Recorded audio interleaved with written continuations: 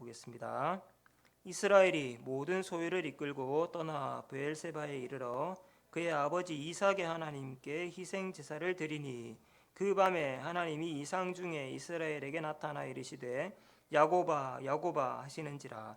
야곱이 이르되 내가 여기 있나이다 하매 하나님이 이르시되 나는 하나님이라 내 아버지의 하나님이니 애굽으로 내려가기를 두려워하지 말라. 내가 거기서 너로 큰 민족을 이루게 하리라. 내가 너와 함께 애굽으로 내려가겠고 반드시 너를 인도하여 다시 올라올 것이며 요셉이 그의 손으로 네 눈을 감기리라 하셨더라. 야곱이 브엘세바에서 떠날새 이스라엘의 아들들이 바로가 그를 태우려고 보낸 수레에 자기들의 아버지 야곱과 자기들의 처자들을 태우고 그들의 가축과 가나안 땅에서 얻은 재물을 이끌었으며 야곱과 그의 자손들이 다 함께 애굽으로 갔더라. 이와 같이 야곱이 그 아들들과 손자들과 딸들과 손녀들 곧 그의 모든 자손을 데리고 애굽으로 갔더라. 아멘.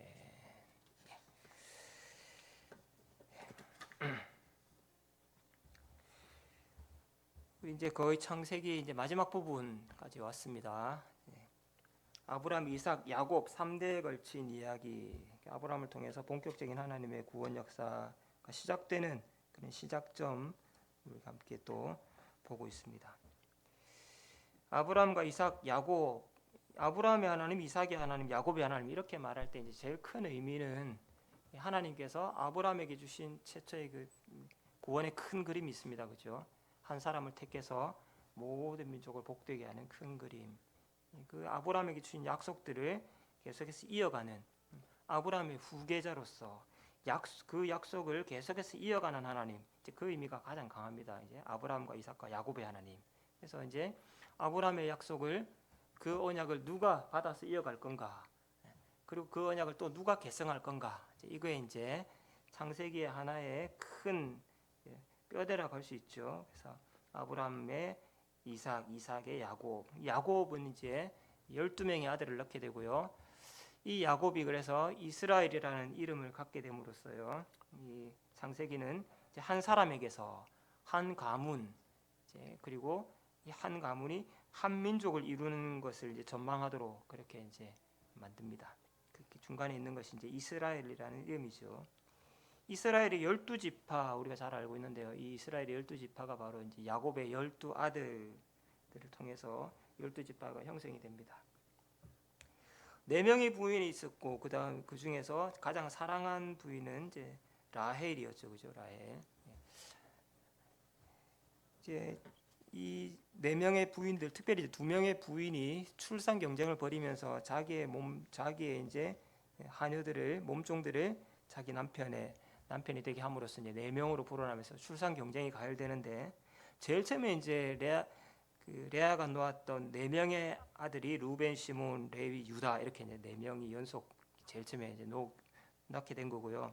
맨 마지막에 이 4명과 이제 대응하는 마지막에 라헬이 놓은 2명의 막내, 그게 이제 요셉과 베냐민 이렇게 되죠. 그래서 이제 그 레아가 놓은 아들 유다 그리고 라헬이 낳은 아들 요셉, 이들이 이제 이스라엘 역사에서 어떤 야곱의 후계자로서 우리가 말하는 장자, 그런 장자 역할들을 하게 되는 사람들입니다. 특별히 이제 창세기는 37장 이후로 아주 큰 덩어리의 이제 요셉 이야기가 있습니다. 우리가 이제 계속 읽어 나가고 있죠. 그 요셉 이야기를 주목하는 이유는 이 요셉을 통해서 하나님이 이제 아브라함에게 하셨던 그 약속을 아주 새로운 국면으로 올려놓는 아주 이제 하나의 민족을 형성하게 되는 그런 역할들을 이제 요셉이 이제 하게 되는 거죠. 아주 그런 중추적인 역할 때문에 요셉 이야기가 마지막에 아주 길게 나와 있고요. 그 요셉의 삶은 아주 그냥 뭐 평이하게 그렇게 살다가 갑자기 이제 이스라엘 민족을 형성하는 데에 중요한 역할을 요셉이 하게 되지는 않습니다. 이제 그런 역할 정도를 하려면 그 삶이 만만치가 않습니다. 그래야 그런 삶을 사는 거지. 그냥 평범하게 있던 옆집 아저씨가 갑자기 뭐 이스라엘이 조상이 되었다 이런 건 없어요. 그러니까 이제 요셉 이야기가 그래서 중요한 것이기도 하고 그런 중요한 역할을 했던 사람이라서 그런 아주 엄청난 삶을 산 거고 사실 이렇게 이제 얽히고 설키고 하는 것이죠. 사실 이제 이런 것들이 우리 삶에도 늘 적용해 볼 수 있는 그런 적용거리고요. 오늘도 이제 그런 내용들을 보게 되겠습니다. 요셉 이야기 이제 본 대로요. 크게 이제 두 가지 이야기죠. 두 개의 덩어리가 있습니다. 하나는 이제 요셉이 형들의 미움을 받고 애굽으로 팔려가 가지고 우여곡절 끝에 하나님이 함께 하셔서 애굽의 총리가 되는 이야기. 그 앞에 이제 엄청난 이야기들이 역경이 있었는데 갑자기 하루아침에 그 앞에 것들이 후다닥 해가지고 총리가 되어버리는 그런 이야기죠. 그 이야기에서 우리는 하나님이 요셉과 함께 하셨다라는 그런 이제 중요한 문장을 볼 수 있었습니다. 두 번째는 이제 요셉이 총리가 된 요셉이 야곱의 가정, 그 이스라엘을 구원하는 이야기입니다. 그죠? 구원하는 이야기. 이게 그래서 하나님께서 요셉이 그냥 한 사람이 아주 질고를 겪고 총리가 되었다. 여기서 이제 끝나는 이야기가 아니라 그게 이스라엘을 구원하기 위한 하나님의 밑작업이었다. 그게 이제 더 큰 이야기죠, 사실. 그래서 여기에서는 하나님이 계획하시고 행하신 일이다. 이게 이제 요셉 이야기, 두 번째 이야기뿐만 아니라 이제 전체 요셉 이야기, 나아가서는 하나님의 큰 구원 이야기 전체가 사실은 하나님이 이렇게 계획하시고 행하신 일들이죠. 그런 것들을 요셉을 통해서 볼 수 있습니다. 하나님이 계획하시고 행하신 일이다. 애굽의 총리 요셉이 이스라엘을 구원하는 것을 통해서 한 민족을 형성하는 것. 이것을 이제 그 요셉이 또 이제 본인의 발언을 통해서 이것을 또 나타냅니다. 하나님 이게 이 요셉 이야기에 보면은 다른 이제 믿음의 조상들과 달리 하나님이 직접 요셉에게 요셉아 내가 너를 통해서 이스라엘이라는 민족을 이 땅에서 형성할 것이다. 뭐 이런 얘기를 하는 장면은 안 나옵니다. 그런 장면은 안 나와요. 오히려 그것보다는 요셉이 뭔가를 깨달아가는 식으로 이렇게 이제 사실 좀 말하고 있는데요.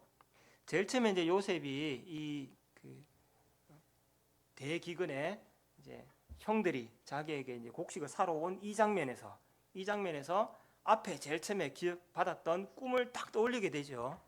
요셉이 그들에게는 형들에게입니다. 형들이 출현하는 꿈, 11개의 곡식단 그리고 해와 달과 11별이 등장하는 그런 꿈이 있었죠. 그죠?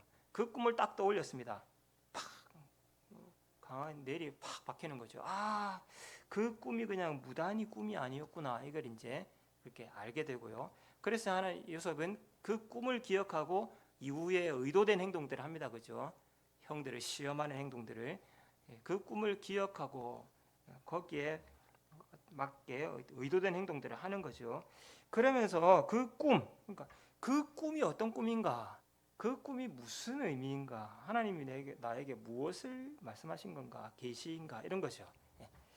그걸 사실 요셉이 이제 깨닫게 되고 확신하게 되는 것들을 이제 이 배후에 있다고 할 수 있습니다. 그래서 45장에 보면은요, 이제 형들을 만나서 자기 정체를 폭로하고 나서 자기 정체를 이제 드디어 내가 요셉입니다. 시험 다 해보고요. 드러내고 나서 형들에게 하는 얘기가 이제 45장에 나오는데 45장에 이제 요셉이 이렇게 얘기합니다. 나를 이곳에 팔았다고 해서 형님들 근심하지 마십시오. 한탄하지 마십시오. 하나님이 우리를 살리시려고 나를 당신들 앞서 보내셨습니다. 이렇게 이제 얘기합니다. 그러니까 이제 여기까지 뭐 생명을 구원하시려고 그러니까 생존을 위해서 생존케 하시려고 우리를 여기 보내셨는데 이 말은 그냥 뭐 한 사람의 개인사도 될 수 있고 가족사도 될 수 있어요. 그죠? 한 가족의 이야기도 될 수 있는데 사실 이것으로 끝나지 않는다는 걸 또 알 수 있죠. 뒤에 이제 이어지는 구절들을 보면은요.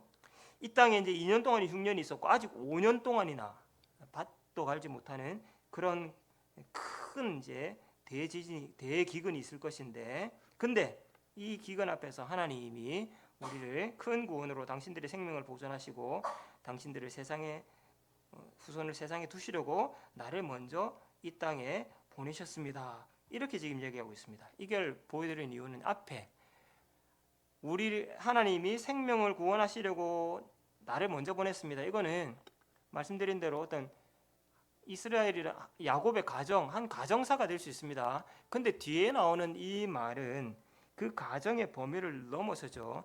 가정의 범위를 넘습니다. 큰 구원으로 당신들의 생명을 보존하고 세상에 후손을 세상에 두시려고 나를 먼저 보냈습니다. 이렇게 말하고 있습니다. 근데 이제 이 구절 제가 이제 새벽에도 뭐 말씀드렸는데 새벽에는 워낙 정신이 없죠.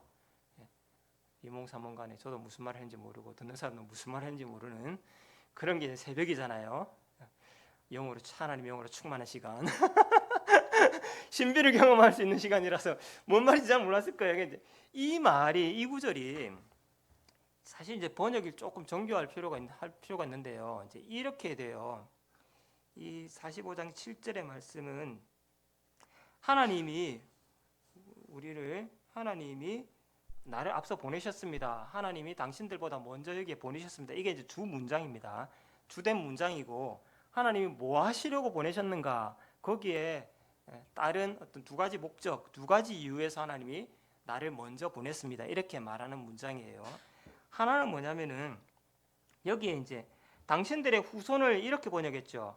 당신들의 후손을 이렇게 번역했는데 여기 후손이라고 번역한 자는 뭔가 살아남은 사람들 얘기합니다. 살아남은 거. 이게 나중에 이제 남은 자 이런 단어들이 있어요. 남은 자는 어떤 환란이나 전쟁이나 기근 이런 데서 남은 자, 살아남은 자를 얘기합니다. 살아남은 자라는 뜻이에요. 그 다음에 뒤에 나오는 큰 구원으로 이렇게 번역한 부분 있죠. 우리 한글에 큰 구원으로 이렇게 번역한 이 부분은 여기 구원이라고 번역한 부분 여기에도 아까 남은 자, 살아남은 자하고 같은 의미의 비슷한 말, 동의어입니다. 동의어, 유사어, 비슷한 말. 그거를 그냥 같은 말을 똑같이 쓰는 게 아니라 똑같은 의미는 같지만 다른 말로.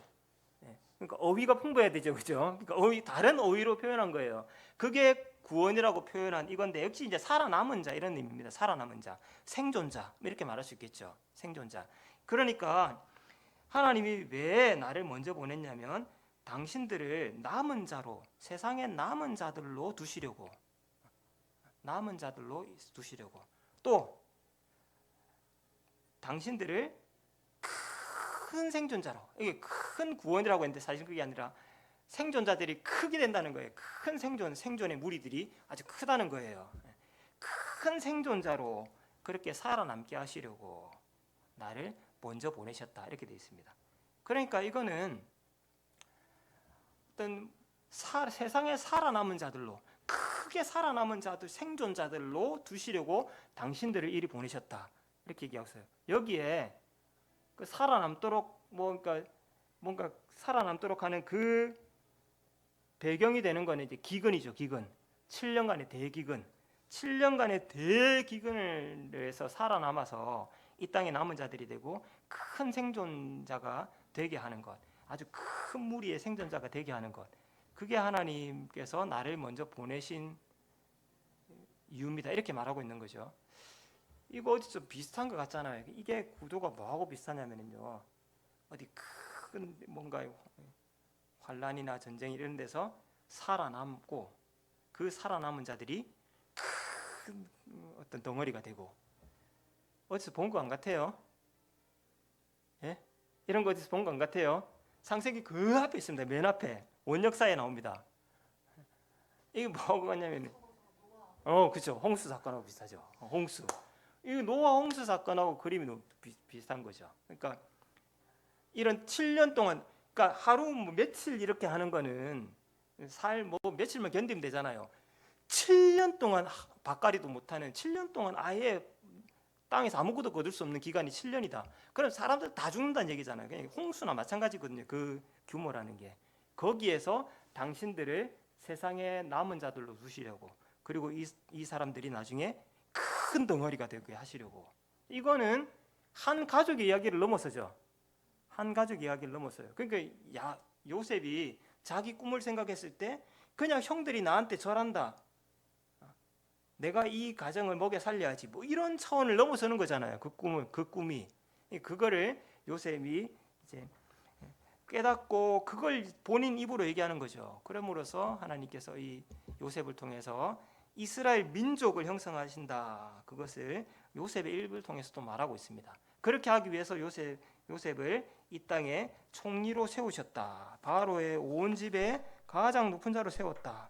하나님의 계획과 실행, 하나님은 대기근을 빌미로 해가지고요. 대기근을 빌미로 해가지고 또 요셉이라는 인물을 도구로 삼아가지고 하나님의 계획을 실행하시는 거예요. 기근을 빌미로 요셉의 지위를 도구로 해서 첫째는 야곱의 가족을 구원하는 게 하나님의 첫 번째 단계고요. 두 번째 단계는 그 구원해낸 야곱의 가족이 더 큰 공동체가 되는 것, 하나의 민족을 형성하는 것. 이게 이제 하나님의 계획이라는 거죠. 이거를 이제 요셉이 말하게 됩니다. 그래서 이제 이 요셉 사건의 의미가 바로 이제 이런 거라는 거죠. 그래서 이스라엘은 요셉의 그늘에서 애굽에서 하나의 민족이 되었다. 이걸 이제 툭 뛰어넘어서 이제 출애굽기에서 이제 보게 됩니다. 오늘 우리가 이제 읽은 본문은 이제 이런 하나님께서 야곱의 가족을 구원하셔서 이스라엘 민족을 형성하는 하기 위해서 야곱의 가족을 구원하시는 이야기. 그래서 야곱의 가족을 요셉이 있는 먹을 양식이 있는 애굽 땅으로 이주시키는 이야기입니다. 그죠? 이주시키는 이야기. 그래서 요셉의 형들이 애굽에 갔다 오더니 느닷없이 요셉이 살아 있습니다. 뭐 살아 있을 뿐만 아니라 애굽의 총리가 되었습니다. 갑자기 자다가 봉창 두드리는 소리를 하잖아요. 그래고 뭔 소린고 이게 어리둥절해 가지고 이렇게 해 가지고 이제 그러고 나서 요셉이 보낸 금은 보화와 수레, 그러니까 리무진을 보낸 거예요. 리무진을 보내 가지고 그거 타고 이제 오는 거죠. 그렇게 이제 오는 장면이 이제 46장, 47장에 이제 애굽에 이주해서 정착하는 장면인데요. 근데 본문은 여기에서요 아주 의도적으로 그 이름을 이스라엘이라고 이제 부르게 됩니다. 이스라엘이 부엘세바에 이르렀다. 이 이스라엘이 누구예요? 야곱이죠.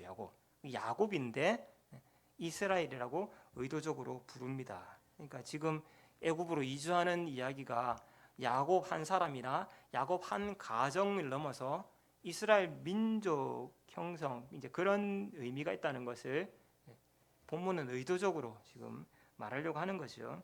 이스라엘이 이제 부엘세바에 이르렀다. 그렇게 말하고 있습니다. 이 부엘세바에서 뒤따르는 내용은 이 부엘세바에서 야곱 이제 이스라엘이 하나님을 다시 만나고요. 하나님께서 이제 그에게 말씀하시는 내용이죠. 나타나셔서 뭐라고 말씀하시냐면은 애굽으로 내려가기를 두려워하지 마라. 내가 거기에서 이 거기는 어디입니까? 애굽에서 너로 큰 민족을 이루게 하겠다. 그렇게 얘기하시면서 그래서 이제 떠나게 되는 장면이죠. 야곱이 부엘세바에서 애굽으로 떠났다. 그게 이제 오늘 이제 이 본문의 이야기입니다. 그래서 애굽으로 내려가서 반드시 돌아올 것이다. 4절에는 반드시 돌아올 것이다. 반드시 돌아올 것이다. 그렇게 이제 얘기하고 있죠. 이 돌아오는 사람은 야곱은 아닐 거예요. 야곱은 요셉이 너의 눈을 감기리라. 그래서 이제 야곱은 그 전에 죽겠지만 어쨌든 너의 후손이 민족이 되어서 다시 돌아온다. 이걸 하나님이 약속하셨고, 그래서 이제 애굽으로 떠났다. 부엘세바에서 이렇게 말하고 있습니다. 근데 여기 이제 제가 부엘세바에서 떠난 것이 사실은 좀 의미가 있습니다. 이 지명 자체가, 이 장소 자체가 의미가 있어요. 이 오늘 46장 1절에 이스라엘이 부엘세바에 이르렀다. 그리고 부엘세바에서 애굽으로 떠났다. 이 장면이 어디하고 딱 이제 울림이 있냐면요. 이 야곱이 제일 처음에 형을 피해서 이제 목숨 부지하려고 하란으로 도망갈 때 거기에 요셉 일가가 야곱 일가 이삭과 야곱이 어디 살고 있었냐면 부엘세바에 살고 있습니다. 그 부엘세바에서 떠나서 그때는 어떻게 떠났냐면은 하란을 향해서 이제 떠났던 거죠. 부엘세바에서 떠나 하란으로 갈 때 그때하고 지금하고 딱 뭔가 다시 오버랩 되는 이제 그런 장면입니다. 야곱이 첫 번째로 브엘세바를 떠나서 하란으로 가서 잠시 있었던 게 아니죠. 20년 있었잖아요. 20년. 그러니까 첫 번째 이주 이렇게 말할 수 있겠습니다. 이주. 그 경험이 브엘세바를 떠나 하란으로 갈 때예요. 그래서 브엘세바를 떠나서 하란으로 가면서 그 가는 길에 바로 베델에서 하나님을 만났죠. 그죠? 하늘의 사닥다리 막 이렇게 해가지고 만났습니다. 그리고 갈 때 혈혈단신으로 아무것도 없이 그렇게 혼자 떠났는데 20년 후에 돌아올 때 많은 재산과 또 식솔들을 거느리고 그렇게 이제 돌아왔었죠. 그게 이제 첫 번째 이주입니다. 그게 브엘세바에서 출발해서 시작된 거예요. 그리고 다시 두 번째 이주가 다시 그 브엘세바에서 시작되고 있는 거죠. 이제는 브엘세바에서 어디로 가냐면은 애굽으로 갑니다. 애굽으로. 그래서 여기에 이제 애굽으로 내려가기를 두려워하지 말라 이렇게 돼 있을 때 갑자기 무슨 두려움인가? 뭐 두려울 이유가 없잖아요. 지금 기근이라서 먹을 것도 없고 요셉이 총리로 있고 거기 가면 목숨 부지할 수 있고 먹을 양식도 많은데 애굽으로 내려가는데 뭐가 두려워요? 두려워요? 두려울 이유가 없잖아요. 근데 여기에서는 애굽으로 내려가기를 두려워하지 말라 이렇게 돼 있죠. 그러니까 뭔 두려움이지? 이런 것들이 이제 질문할 거리가 되는 거죠. 그러니까 이제 이게 요셉이 이제 이 야곱이 이 브엘세바를 떠날 때 그 마음속에 뭔가를 딱 떠올리는 것을 우리는 추론해 볼 수 있어요. 첫 번째 이주에 대한 겁니다. 첫 번째 이주. 여기에서 이 약속의 땅에서 떠나서 그 타지에서 20년을 그렇게 하고 돌아왔죠. 근데 지금 또 떠나요. 지금 떠납니다. 떠나서 이제 다시 돌아와야 되겠죠. 첫 번째 20년, 20년은 이제 아무것도 아닙니다. 하나님께서 말씀하시는 게 이런 거예요. 말씀하신 대로 내가 거기에서 너로 큰 민족을 이루게 하겠다. 가서 큰 민족을 이루려면 시간이 얼마나 걸리겠습니까? 그죠? 그러니까 기약 없는 길을 사실 떠나는 거죠. 기약 없는 길을. 예전에 가서 20년 만에 겨우겨우 돌아왔던 것처럼 지금 또 다시 그런 길을 떠나게 된다는 거죠. 그때 하나님을 떠나면서 베델에서 하나님 만났던 것처럼 다시 두 번째 그 긴 여정을 떠날 무렵에 하나님이 또 나타나셔서 야곱에게 말씀하시는 거예요. 두려워하지 말아라. 반드시 너를 돌아오게 하겠다. 베델에서도 반드시 너를 돌아오게 하겠다. 여기서도 반드시 돌아오게 하겠다. 다시 만나주시고 약속을 주시고 그리고 이번에는 그 약속을 더 구체적으로 표현하고 계십니다. 하나님이 야곱에게 약속하셨던 것들을 한번 생각해 보면요, 제일 처음 말했던 대로 그 베델에서 하나님이 야곱에게 말씀하실 때 그렇게 말씀하셨어요. 너의 민족을 땅이 티글같이 서쪽, 동쪽, 북쪽, 남쪽으로 퍼져나가고 모든 족속이 너와 내 자손으로 말미암아 복을 받으리라. 이게 이제 베델에서 처음에 나타나셔서 야곱에게 했던 말씀이에요. 누구에게 했던 말하고 비슷해요? 예? 아브라함하고 했던 말 비슷하죠. 너를 큰 민족을 이루게 하고 모든 족속이 땅의 모든 족속이 너와 내 자손으로 말미암아 복을 받으리라. 아브라함에게 했던 약속과 비슷합니다. 이렇게 이제 약속한 거고요. 그리고 이제 20년 후에 다시 가나안 땅으로 돌아와서 다시 이제 베델에 가게 되었을 때 20년 이후에 20년 그 이후에 다시 베델에 갔을 때 하나님이 35장에서 다시 한번 야곱에게 나타나시는데 그때 뭐라고 말씀하시냐면요. 생육하고 번성하라. 한 백성과 백성들의 총회가 이게 앞에는 내 자손이 많게 될 것이고 어쨌든 내 후손 자손들로 말미암아 땅을 복을 받으리라 이렇게 얘기했는데 이제는 한 백성이 특정한 한 백성의 총회가 이렇게 해서 하나의 민족으로 어떤 특정되는 그런 것들이 여기 나오죠. 좀 구체화됐다고 할 수 있어요.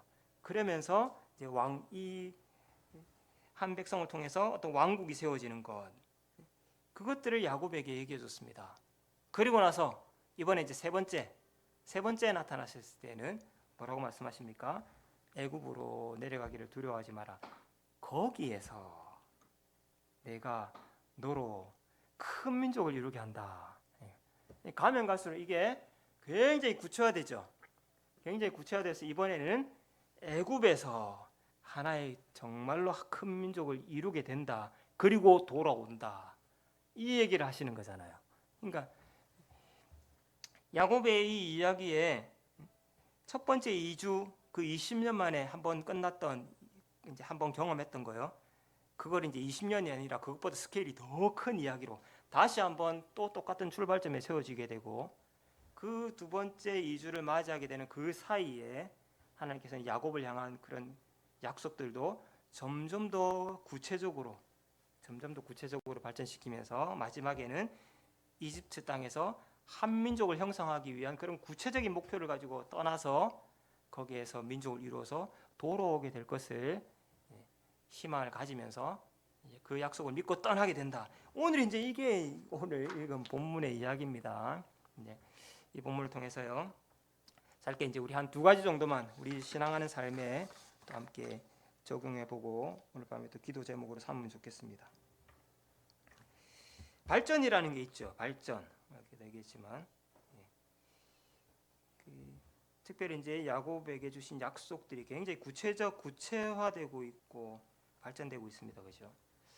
이런 발전들, 그러니까 발전이라는 게 이런 거죠. 어떤 뭔가를 하나하나 계속해서 쌓아 올려가는 겁니다. 쌓아 올려가는 과정. 근데 그게 막 이렇게 비슷한 것들을 점점 쌓아가면서 이렇게 구체화되어 발전이 되는 거지. 이게 뭐 빨간색 쌓았다가 노란색 쌓았다가 뭐 시커먼 거 쌓았다가 세모 쌓았다가 별 쌓았다가 막 주구장창으로 쌓아가지고는 아무도 안 됩니다. 뒤죽박죽. 이건 고물상입니다. 고물상. 그게 아니고 발전이라는 거는 계속 뭔가 이렇게 쌓여 나가면서 뭔가 이렇게 좀 누적되면서 뭔가 이게 힘이 더해지는 거잖아요. 그러니까 똑같은 비슷한 건데 점점 더 이렇게 고도화되고 커지고 이렇게 되는 것들요. 그런 것들을 점점 더 큰 것들을, 더 구체적인 것들을 그렇게 쌓아 나가는 어떤 구체적인, 그래서 꼴을 계속해서 쌓아 나가는 과정들. 그래서 이제 딱 나중에 시간을 보면은 처음에 시작은, 그래서 이제 내 시작은 미학에서는 끝은 창대하리라 이렇게 될 때 뭔가 일관성이 딱 있는 게 발전이죠. 발전. 여러분 신앙도 마찬가지고요.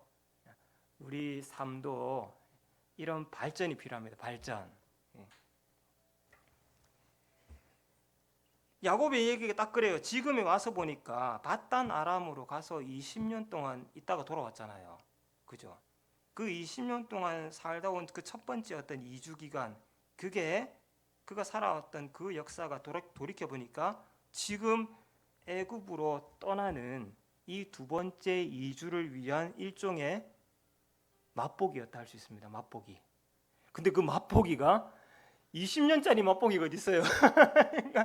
그러니까 그때 20년 그 야곱이 20년 전 그때로 돌아가면은 밧단 아람으로 가서 20년을 하고 와서 오면서 또 막 야복강을 그 시를 거쳐가지고 와가지고 드디어 이제 정착하게 되고 했던 그 과정이 어마어마하잖아요. 그것만 해도 어마어마한데, 이야 진짜 나는 어마어마한 삶을 살았다고 말할 수 있을 것 같은데 지금 딱 보니까 그건 약과예요. 그건 맛보기였던 거예요. 이제는 그런 정도의 규모가 아니라 이제 이집트로 가가지고 하나의 큰 민족을 이루는 기약도 없는, 근데 반드시 돌아오는 이런 아주 큰 이주, 그 이야기의 맛보기였더라. 그러니까요, 갑자기 야곱이라는 사람을 하나님이 뚝딱 불러가지고 너로 큰 민족을 이루겠다, 처음부터 이상하게 그런 호황된 얘기를 하지 않습니다. 내가 너를 애굽에서 큰 민족을 이룬다, 그거를 처음에 그런 구체적인 얘기를 안 해요. 그죠? 그런 과정을 거치고 발전을 거치고 쌓아 올린 그 다음에 맨 마지막에 나온 게 가장 구체적인 거예요. 이집트로 가다. 이집트에서 이제 큰 민족을 이룬다. 인생의 성공이라는 걸 생각해 본다면요, 그거 역시 마찬가지죠. 갑자기 우연히 저절로, 그렇지 않습니다.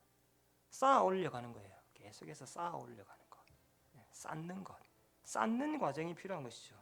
우리가 정말 쌓아가고 있는가? 그래서 내가 발전하고 있는가? 이거는 뭐 굳이 인생 얘기가 아니고요. 우리 신앙에 관한 이야기입니다. 내 신앙이 발전하고 있는가? 계속 쌓아가고 있어야 되는 거예요. 그냥 뺑뺑이만 돌고 있어야 되는 게 아니고 20년 내도록 운동장만 뺑뺑이 돌고 있어가지고 운동장 달아 빠지도록 해야 되는 게 아니고 발전을 하고 있는가를 봐야 되는 거잖아요. 신앙도 마찬가지입니다. 계속 쌓아 올라가야죠. 켜커이 쌓여가야죠. 이런 것 없이 갑자기 뭐 신앙 성장이라는 것이요 느닷없이 훅 치고 들어오는가? 하나님이 갑자기 나를 뭐 위대한 사람을 훅 불러가지고 선교지로 떠나거라 뭐 아니면 갑자기 뭐 너를 많은 사람들 중에 내가 너를 지도자로 세워야 되겠다. 왜요? 내 뜻이다. 이런 식으로 그냥 훅 치고 들어옵니까? 너무 그렇게 그렇지 않습니다. 여러분 로또에 당첨이 되면 그 로또가 그 많은 상금이 많은 경우에 결국 행복이 되지 못하는 이유 뭔지 아세요? 이 쌓아 올려온 그런 역사가 없기 때문이거든요. 느닷없이 그냥 생겼기 때문이에요. 맥락 없이 뚝딱 떨어진 거는요 그냥 순식간에 사라집니다. 갑자기 생긴 돈은 물 쓰시다가 사라지죠. 공돈은 정말 공기처럼 사라집니다. 똑같은 의미입니다. 이게 쌓아 올려온 그런 과정이 없이 그냥 갑자기 로또처럼 갑자기 뭐 성공을 한다 친들 그건 결코 남아있는 행복이 되지 않습니다. 중간이 그냥 텅 비어 있고요. 처음과 끝이 연결이 안 되잖아요. 밑바닥에서 갑자기 로또에 중간에 연결이 아무것도 없죠. 그러니까 억지로 이어 붙여요. 얄팍한 나뭇가지 같은 걸로 겨우 이어 붙인다고요. 끊어지죠. 이건 분명히. 그러니까 행복이 안 되는 겁니다. 신앙도 마찬가지입니다. 신앙을 위한 우리의 어떤 노력들, 시간과 에너지를 거기에 투자하고 물질을 쏟아붓고 헌신을 때려 붓고 그런 신앙을 위한 어떤 쌓아 올리는 노력들, 헌신들 그리고 거기에서 신앙하면서 얻는 신앙의 경륜들, 경험들 이런 게 쌓이지 않고 느닷없이 그냥 훅 어느 날 갑자기 뭐가 된다 그런 거 없어요. 그렇게 되면 문제입니다. 자기에게도 행복하지 않고요. 공동체에게도 결코 유익하지 않아요. 그렇게 훅 들어와가지고 성공한 거는요. 결코 로또는 내 것이 아닙니다.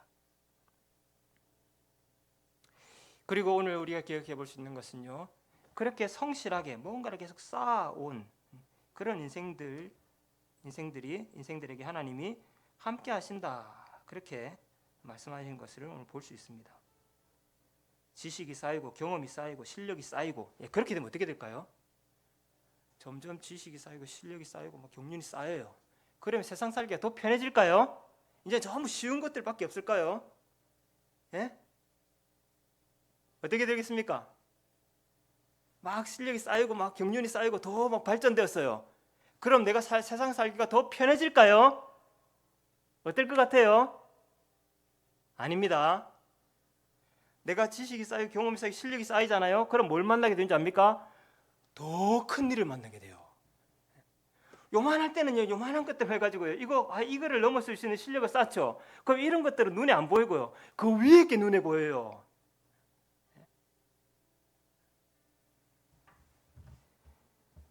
야곱이 그런 겁니다. 첫 번째 2주 기간을 엄청난 이야기죠. 근데 그걸 겪고 나니까 이제 두 번째는 그것도 어마어마하게 컸는데 이제는 그것보다 더 뭐 우주만큼 큰 이야기를 갑자기 갖고 오잖아요.